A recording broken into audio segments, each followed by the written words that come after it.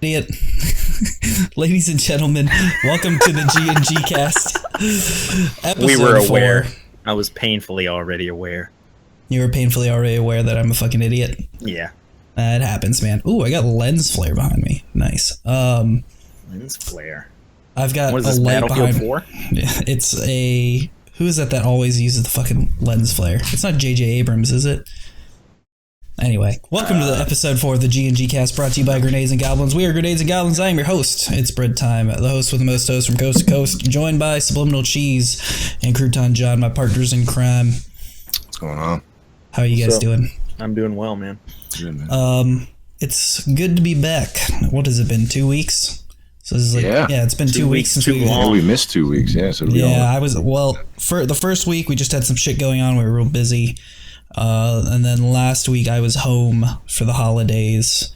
Didn't have my rig with me, so no cast. Yeah, just took a little break for Thanksgiving, you know. Yeah. Let everybody do their family thing. Yeah, how was everyone's Thanksgiving? Yeah, it was good. I was with you, so yeah, it was great. So, Cheese, how was your? Hey, Cheese, how was your Thanksgiving? Well, I don't know, man. We're there. It was good. Your mom cooked an amazing dinner. Your family was really, really nice and having me. Yeah, yeah, it was great. We made 2 turkeys. We fried one and we baked one. The fried turkey was surprisingly lit. It was really good. Get that really what is it? What do they call that? Cajun injector on that bad boy. That's what we all. I injected a bunch of melted butter into it before we fried it. Yes. So that was interesting. I have a bunch of clips of it. The only thing is I gave it to my mom once to actually, my camera, to actually film the submerging of the turkey in the fryer, and I think that's the one video that didn't come through. It's just like, you had one job, Mom, other than to make the stuffing and do everything else and make us a wonderful dinner. What the fuck? Yeah, I can't believe you. You let me down. Fried turkey turned out great. We brined a turkey and baked it. It turned out great. The company was good. Well, I mean, it was okay. Crystal was there at least. Kind of weird. Yeah. But it happens. Watched some football. Drank some good beers. Yeah, a lot of shit happened actually over break, and I just kind of want—I don't know. I just want to talk about the last couple of weeks. What's everyone been up to? You mentioned being busy. I've been busy. Work has been nuts, which is a good thing for the business and my job security, but it's kind of not leaving a lot of time left over. Yeah. And but I've been getting some stuff done still, streaming when I can, trying to get back on that, 4 or 5 consistent streams a week, which I'm working towards. And then the video content creating is sort of slowed down, but it's just life, man. Everybody's got stuff going on, so. Yeah, and hopefully we'll have some more stuff coming out. Like I said, I've got a couple of videos I've got the raw footage I just need to put together to put out there. And obviously the G&G Cast will be going up on YouTube. You can also watch it live here on Grenades and Goblins if you are here now, like you are doing, as you were. If you're watching on YouTube, you can join us here on Twitch. And all of us, as our names are listed, it's Bread Time, Subliminal Cheese, and Crouton John, also stream on our own channels on Twitch. Yeah, so... Oh man, what else did I saw a bunch of friends. It was really good to get away. I gotta say that much. Get away from Columbus.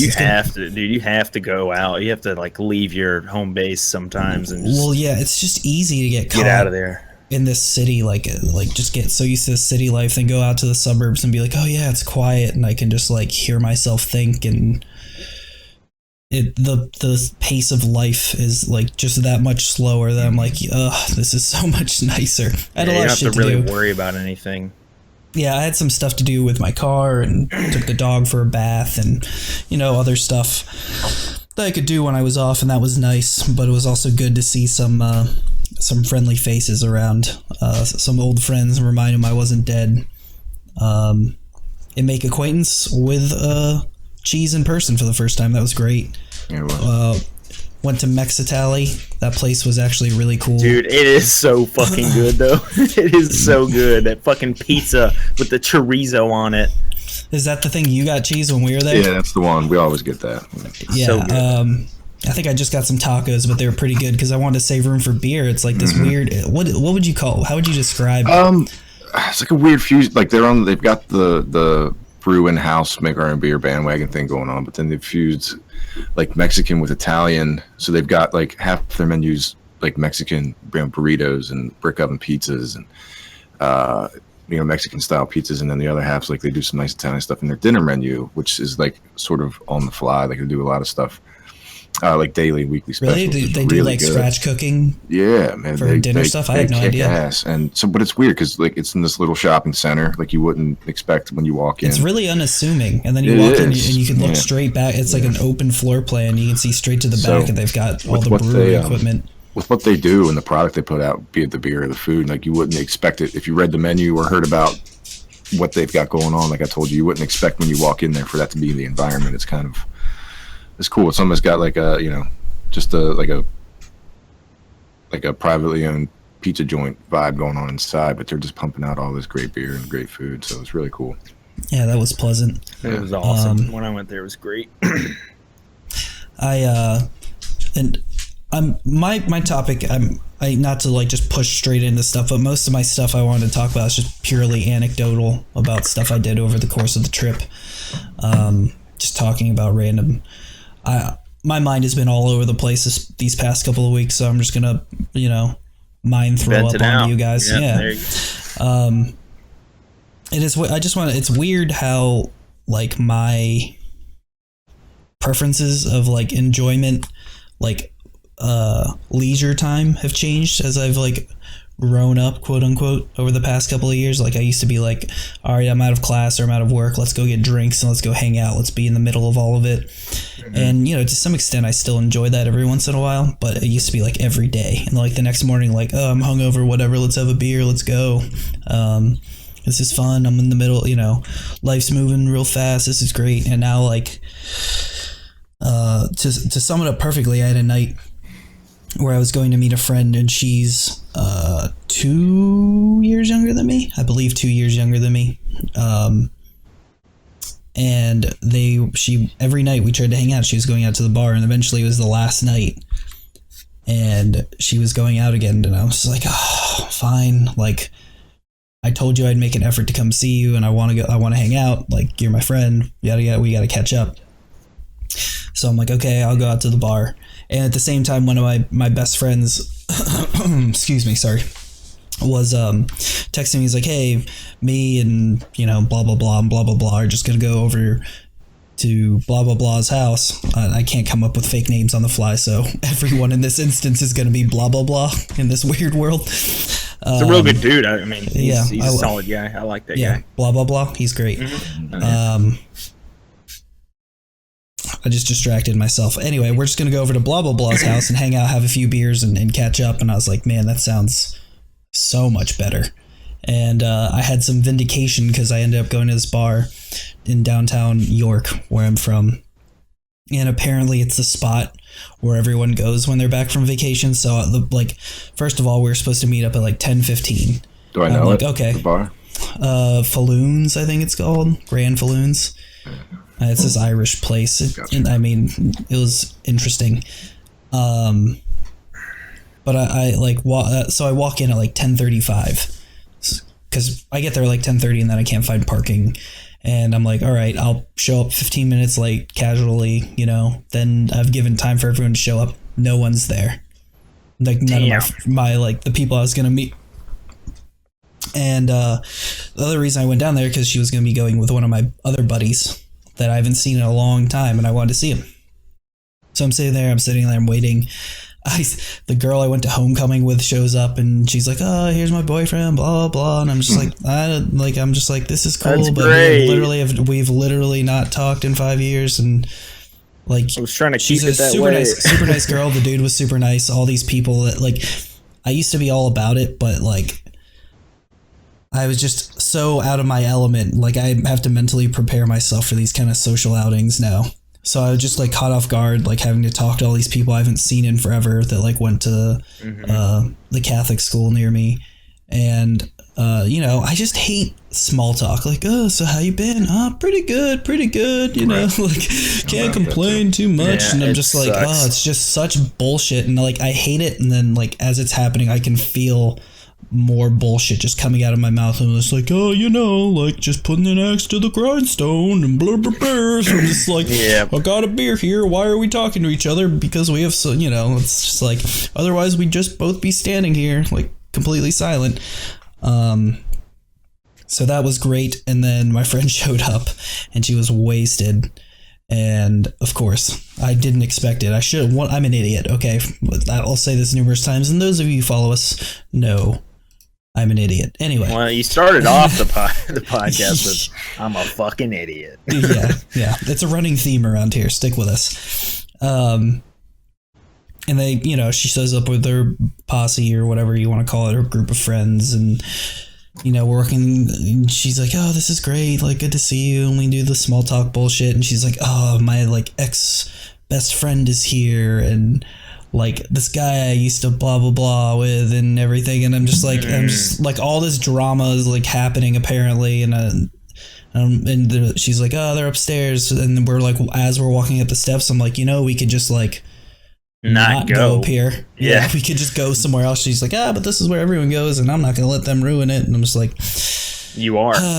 You're actively doing that. All of a sudden, there's just this whole like circle of drama. Apparently, like I'm not involved, but now I'm like actively not a participant. But I have to like sit here and bear witness to any of the randomness that will go on. And I'm just like, looking at the watch that isn't on my wrist, and then walking downstairs to go find a beer, and standing at the bar by myself next to the group of people that I knew from before, and just being like, I still don't really want to talk to you, so I'm just gonna stand here and get my beer. Oh god, that's like making me feel awkward and anxious. I know. As you're saying it. And I mean, I wasn't that like, I was just getting a Guinness. It was fine. And I was just sitting there, like, I decided I didn't want to go back upstairs. I was just going to wait for my friend to show up, and I just kept waiting and waiting and waiting. And I texted my friend that was like, you should come over and we're just going to chill and have some beers. He was like, yeah, man, it's great. We're just kicking back. And I was like, all right, fuck it. And I just left and went over there, and ended up, like, I was there at the first bar from like 10:30 to maybe 11:30, like over the whole course of it. Because I think they showed up near like, 10:50 maybe by the time. So I was there for 20 minutes by myself, and I was like, all right, I've given it an hour. He's still not here. They said 10:15. So it's already 2 hours, and I'm just like, screw it. I guess I'll just see him in another 2 years. Went to go hang out with my friends. Ended up being there until almost 3 because it was such a great time. Like, and I was just like, I feel so vindicated right now. I walked in, and it was like 5 of us, and it was just like nothing had ever changed. We just walked in, and I was just laughing my ass off, and sharing drinks and just old inside jokes, and I was like, man, this is great. And that's just kind of like, I just much prefer like a smaller, intimate setting, because half the time when we go out, it's just a bunch of people yelling at each other, hanging out with the same people you'd already be hanging out with, and drinking more expensive beer. And I'm just like, why are we doing this? Why? Costs more money, more time, and like a myriad of other things. And no, I totally agree. I like the small, intimate settings. But that was the last night. I was home for a week, and it was just really nice to see a bunch of, like, all of the dumb drama or whatever you want to call it aside. It was nice to see everyone, but it's also good to be back in my own space where I feel a little more comfortable. I don't know, that's all I really had to say about it. Thanksgiving was a really pleasant time with you G's, eating food and drinking, putting down some beers, and talking some shop with my dad, and watching football. Can't ask for much more. Yeah, it was nice. So anyway, I'll throw it to one of you guys if you have anything else you want to talk about, or any anecdotes you want to say, but that's pretty much my topic today.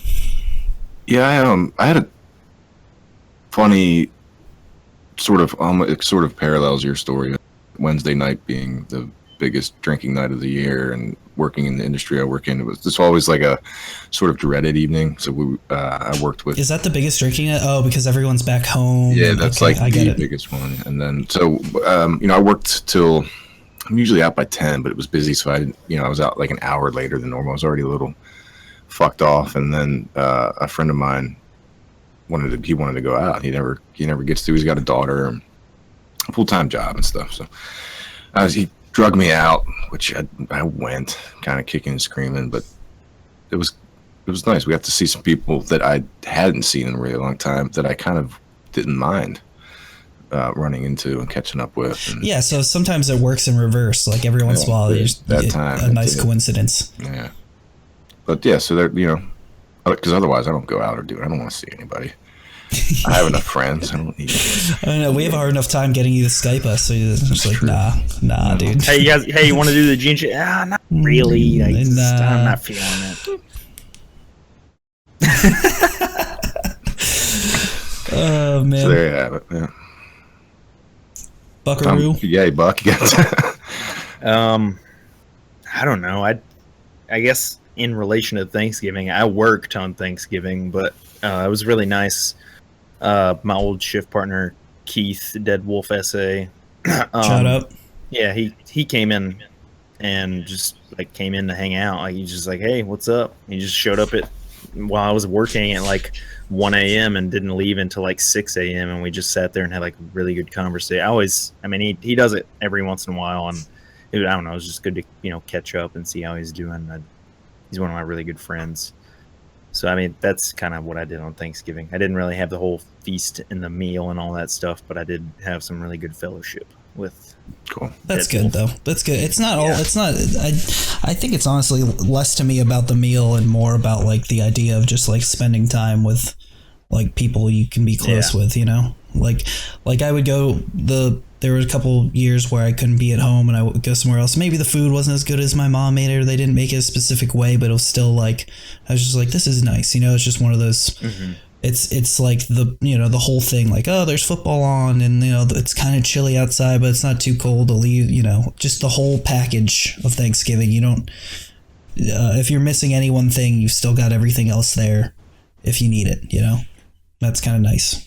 So, and I'm thankful for all you guys. I went through the whole spiel, but I appreciate you guys, and I'm proud of all the shit we're doing here. It's great, good shit, honestly. Absolutely. And those of you who follow us, we appreciate you as well, very much so. Sure. Honestly, because you're pretty much, well, we'd be doing this if no one was watching, but you certainly provide some ammunition on those days where we're lacking motivation. Certainly. Some of you guys can be pesky about something like, yo, when's this happening? When's this going up? And I'm like, oh yeah, shit, I got to get on it. And it's great. We need it. Kicking the rear never hurt anybody. Yeah, exactly. This is something I want to talk about. Totally changing gears. But by the way, guys, check out our YouTube channel, Grenades and Goblins, and Twitter, Grenades Goblins, and our Twitch channel here, Grenades and Goblins. It's a real quick topic, but I just wanted to add, like, I was thinking about this the other day. What's something that you're very stubborn about? Something you're stubborn about. For me, I'll use my example that I was thinking about. I have a PS4 and I love it. I know, geez, you have one, you don't use it as much anymore, but I still love mine. I like having a controller in my hand. But furthermore, we're headed towards this digital future, and I am super stubborn about buying discs, like game discs. I just like them. I don't know why. I just like having the physical media, even though it's on its way out. It's something I'm stubborn. Like I'm looking over here. I have like 20 discs, 20 boxes, games, and it's something I just can't shake the habit of. So what's something you're stubborn about?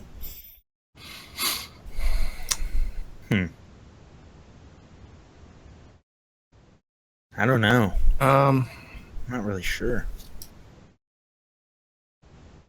Is there anything like like I'm gonna put my foot down? Like, there's got to be crust on my bread, or right? Dressing has to come on the side. I don't know why I'm thinking I'll of food-related things. To work, like when I'm sort of a creature of habit, even though I'd like the idea of not being a creature of habit. I am, and at work, I've got a very specific way, a routine, and a way of doing it. Especially like bread, like cooking on the line, It's like at some point you usually turn into kind of a robot. It's almost like a dance, you're moving. Oh yeah. I get that. Yeah, muscle memory. You're almost stepped out of your own body, and you're just letting yourself do.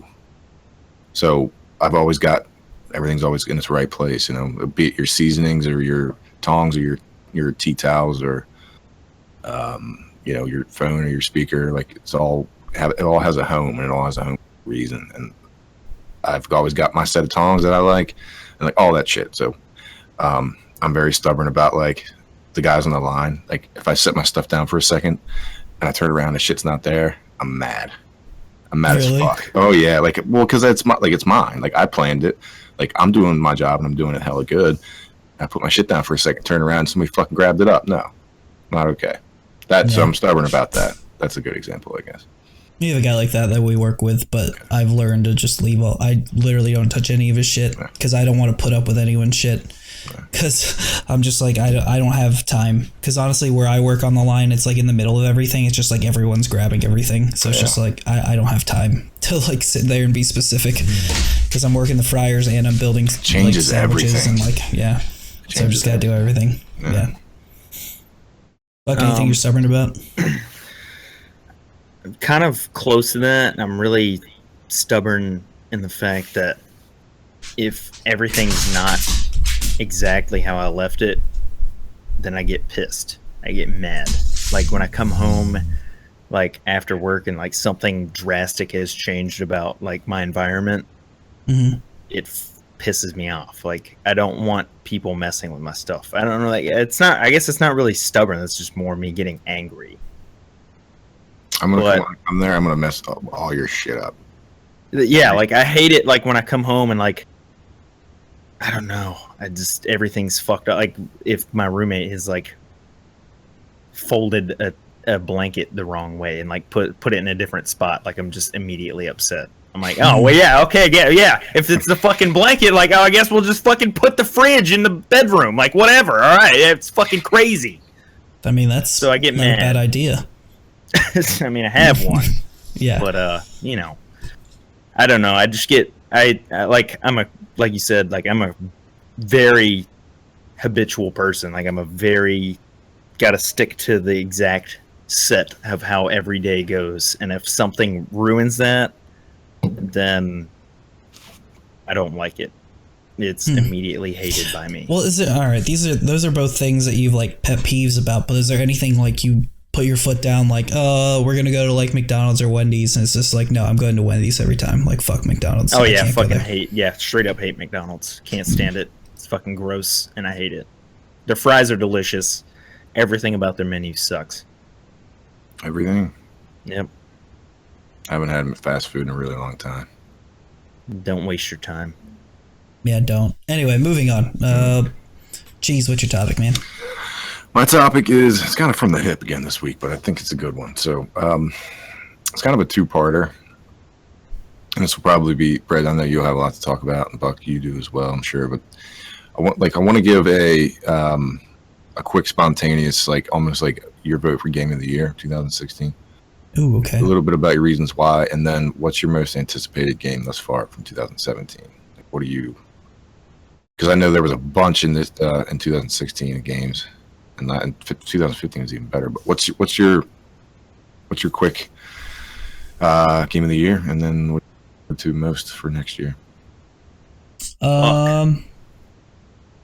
Do you have a thought on this? Give me a minute to ponder. Yeah, no, sort. I mean, I could probably limp through answer. I wanted to think about it for a second, but like my most looked forward to game is Mass Effect. I think probably hands down. Andromeda. Yeah, Andromeda's going to be incredible. I love that series, and I've been really looking forward to that for a while. And Game of the Year so far, I don't know if I have an obvious. 2015, Witcher 3 was hands down. This year, I don't know if I have so much of a. This seems like the first year in a couple of years. Well, even last year was getting there, but like there are a lot of strong contenders out there this year. I feel like. I think. Go ahead, Cheese. I'm sorry. No, you're fine, because I really do need a second, so that's perfect if you want to. Okay, well, I think it's easy to split when you look at like different genres. Well, maybe not easy, but easier.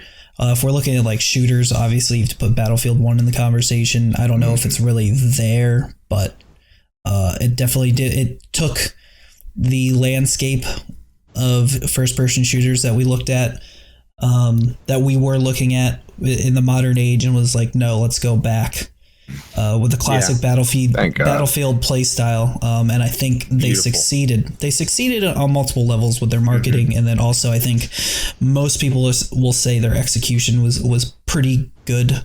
It wasn't a very faithful World War I game, but it's a very stylized and different take on 2016's first-person shooter. I think something else that you could strike against is maybe it's just like it's another Battlefield game, meaning you're still playing Battlefield. Yeah, it's a Battlefield game. A lot of the mechanics are almost exactly the same with like a different skin almost, you know. Furthermore, you could look at Overwatch, and I think Overwatch is a game that's going to get a lot of nods from a lot of people. Just one, because of its extremely polished product when it first came out.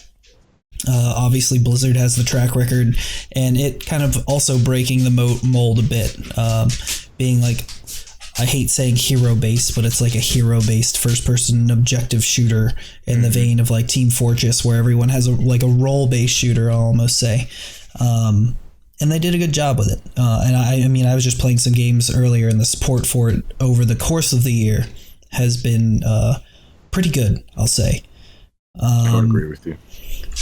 Lastly, in the vein of shooters, I want to include it. It came out last year, technically, but I want to include it in the discussion as Rainbow Six Siege because it came out so late in 2015. It wasn't really considered for any awards, so I think in some places it'll get a pass to I hope so. Into I think it came out like mid-December of 2015. Yeah, that's and right. by that time the Game Awards and everything had already happened. Ubisoft had a game that I think it was supposed to be called like Rainbow Six like Patriots or something weird, and then that game fell through, and they kind of took the shell of it and turned it into Siege, and it became this weird tactical shooter that had an extremely long tail because of the way they released content and supported the game.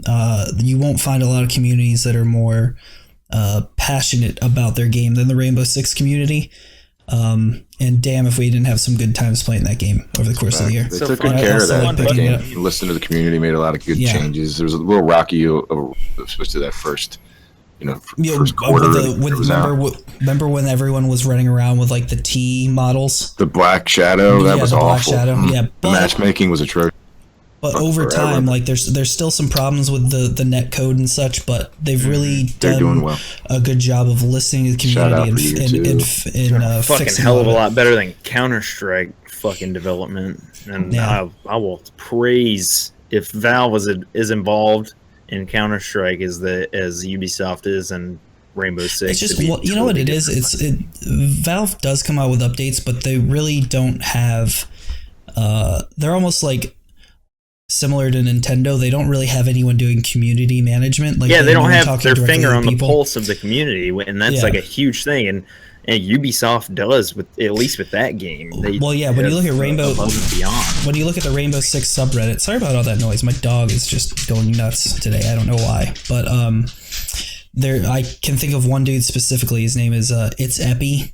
And he's like a community manager for Rainbow Six. He's like in every thread and talking directly to players. And I think that the community really responds to that very well. And I don't know if you can really consider that in Game of the Year stuff, like what their community management's like. But in this ever online landscape, increasingly ever online landscape that we're living in, it's definitely something that you can take into account. Especially when even like us, maybe talking even just amongst ourselves, but those things have been said on the forums or the Reddits or whatever, and hey, this character needs a buff, man, for sure. This character needs nerfed. It's crazy, and then a couple weeks down the road, there you have it. Mm-hmm. Like they're trying things and moving forward. It's great. Yeah, it's really great. So I'd like to put that into the conversation. That's just shooters. I'm just going off the top of my head. There's probably some stuff I'm missing, but one that definitely needs to be up there is Uncharted 4. It came out kind of earlier in the year, game. But Naughty Dog nailed it again. So good. That game came out and it encouraged me to buy all of the games and play through all of them. So if that's not a finalist or like near the end, I'd be surprised. Yeah, it's gonna snag a couple. I think the one thing against it is maybe it didn't do too much different like it just iterated a little bit on a formula that was already proven to be a winner. But I mean, if that's one of the only knocks you can put against it, a game that was all like a couple games prior that were probably already 10 out of 10s, and just making that better, it's kind of hard to have any problem with saying it's in contention for Game of the Year.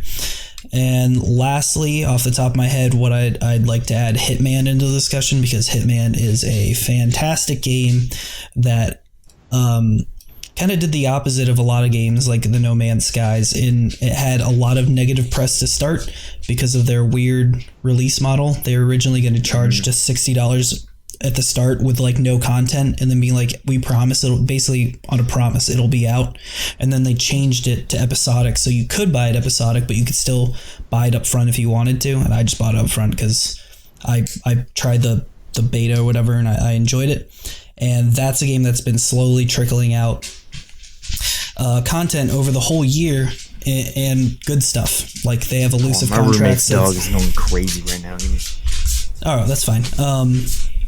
And it's just so good. There's not a lot of games that you can run around knocking out armed guards with expired cans of spaghetti sauce. Yeah, and in Hitman, you can do that. Or it's a really good stealth game. You can be as tactical as you want and like go in and take everyone out methodically and take out your objective. Or you could dress up as a stoner who was living in the church in this Italian village and walk around and knock people out with a wrench. Like the options are limitless, and the like you can have user created maps or user created scenarios, and the elusive targets that I briefly mentioned, where they have like a new target on a map and it's only active for 3 to like 5 days. One shot at it. Like that stuff that really raises the stakes. And Hitman's another developer like IO has done a really good job of listening to their community. Some others that will definitely get mentioned, but I don't know that will win. Deus Ex Human Revolution is up there. Big Mafia gets a mention. It might, but I feel like there's like a little too much jank. I think it falls closer to a 7 than it does to an 8 from what I've read. But then again, Gears. I think Gears will get a nod from a couple of people, definitely. I think I liked it. Yeah, it was definitely fun when I played it. It's definitely one of those games where it didn't iterate a whole bunch, but they did do a lot of stuff that was right. So it'll probably be in the discussion, and deservedly so, I think. Anyway, that's what I've got to say about it. You were right. I had a lot to say. I'm not casting a vote for. I've had to cast the foreshadowing. I think Uncharted in my mind. Pretty in my eyes, it's like what I would see is winning, and I don't think I'd be surprised or disappointed even. But that's I could see that. Forecast. I would like to see it win. If it's any testament, like I seriously went out and bought the Uncharted collection and Uncharted 4 the same day at Best Buy. Like I just went and I was like, dude, I'm gonna play these games. I went and bought it because everybody was like, yeah, it's so great, and I was not invested because I'd never even played a PS4. I had never even used one before then, and it was great. I'd love to see that game win. Yeah, I really. You mentioned Overwatch, and I think that Overwatch really, Blizzard really nailed it on the head a lot with that game. I think they did a really good job with that game, and they're continuously putting out content for it. Updating stuff, making sure everything's as balanced as can be. They're coming out with a Symmetra buff here pretty soon that's going to add some stuff for her, and the full redesign of her character. Yeah, it's pretty much and she'll be like the first character with 2 different ults, and it's just ridiculous. But they've done a really good job with that game, and I really would like to see that game win some awards for sure. Oh, I definitely think it will. I don't think there's any way it doesn't. Yeah, those will be my 2, probably just Overwatch and Uncharted 4. What are you most looking forward to next year, Bob? Oh yeah, I forgot about that. I really couldn't tell you, man. I haven't been really even looking forward at all. Nothing you've heard or seen, even tidbits of it. I'll I'll say it, but it won't be full release probably. But I'm really looking forward to Star Citizen. I really want to see that. I really want to see that game. I would like to play that. At some I do point. too. Everything I see about it. Yeah, there have been so many. The problem I have with it is it seems so cool already, but there have been so many of those games that have been like that have really. I feel like they've set the bar for themselves really high, and like I just wonder how the execution is going to be. You know, you just gotta wonder. What they break? They broke. And they're missing a lot of their deadlines. They broke $135 million the other day. Raised. Yeah, that's like... That's unprecedented. That's a scary amount of money. That's a scary amount of money. Yeah. Yep. For a game that has almost hit none of its, like, dates. No, they have historically missed probably 90% of their dates. Yeah. They were shooting for 2.6 by the end of this year. Not really sure how it's looking. I think they're pushing that back. But 3.0 is supposed to be dope. I mean, I will say this, at least throughout development, they are showing actively what they are working on, and they are actually working on the game. They have podcasts that they do that I watch. And they just have a lot of different kind of like video series. Succeed, don't get me wrong. Like I want. No. Your concerns so awesome, but I will validate your concerns. Like that, we've been burned enough to like want to be skeptical. As many fucking early access games I bought on Steam, you probably call me a fucking idiot.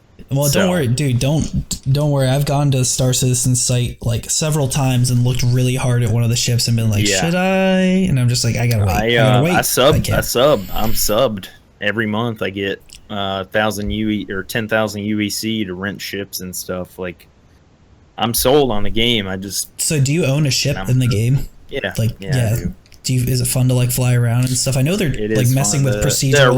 The arena commanders module is really fun. It's really fun. It's like, you know, like a team-based, like kind of basically death match for all intents and purposes. I guess a lot of my skepticism is like, they talk about all these modules. I'm just like, I'm wondering like, when is it going to like be one thing? Well, yeah. When are they going to start fitting some of the puzzle pieces together? Because it feels like they're all just kind of like separate experiences right now. And I haven't even made it to the first person shooter portion at all. You have to go to a whole different area in the universe. And like you have to actually spawn in on like a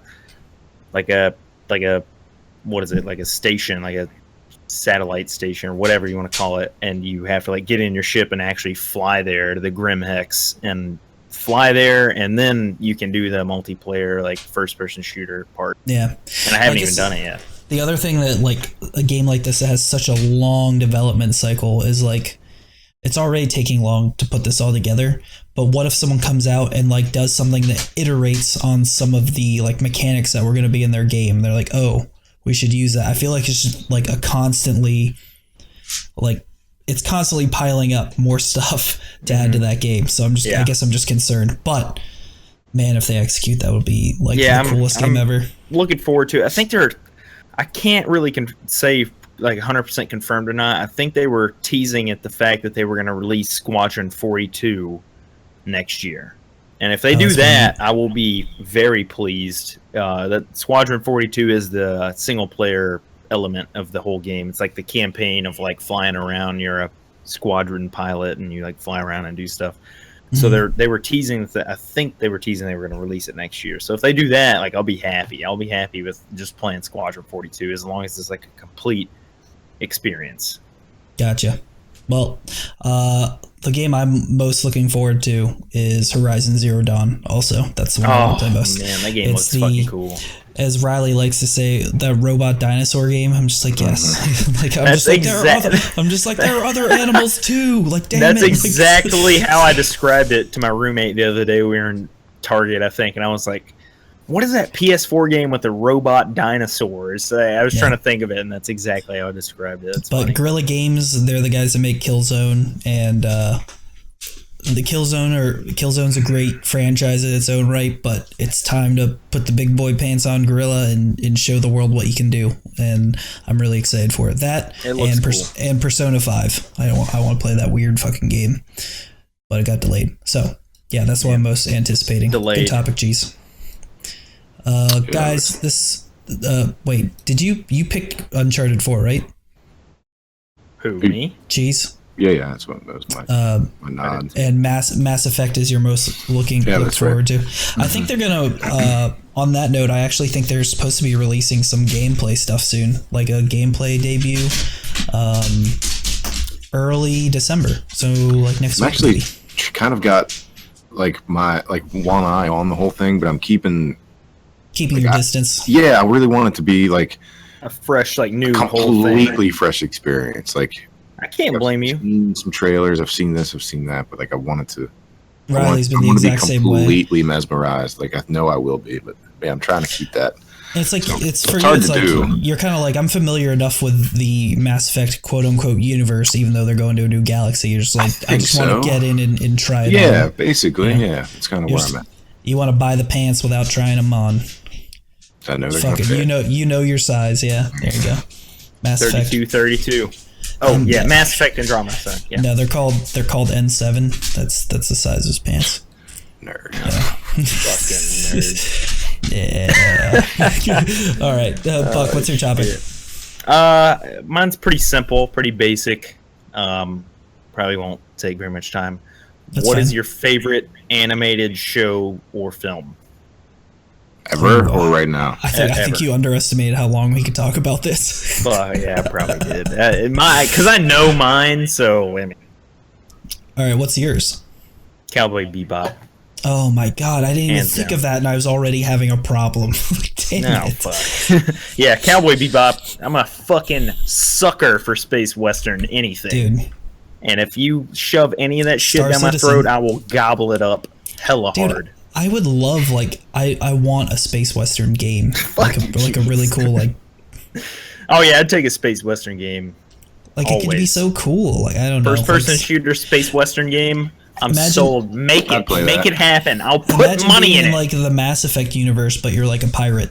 Somebody kickstart that shit. I'm making that happen. And, like, that would be amazing. Like, you're not trying to save the world. You're just trying to make money and survive and get in shootouts. Yeah. Oh, that would be awesome.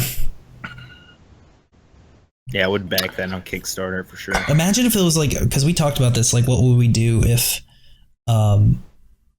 if we could make a game? Like, imagine if there was a game. We did have that conversation, didn't we? And I'm pretty sure that was what if it was online and you could, like, there were these hubs, so it was like an MMO, and you could go in and like trade in these hubs, and then you could also take jobs to like go to different areas of space. Like, it's a huge expansive area. And then you would actually have to fly to these places like in real time, and you could get attacked at any moment. Like, that would be dope. Like, upgrade your ship, like your defenses, and I'd pay hardcore money. I would put some hella money into that game.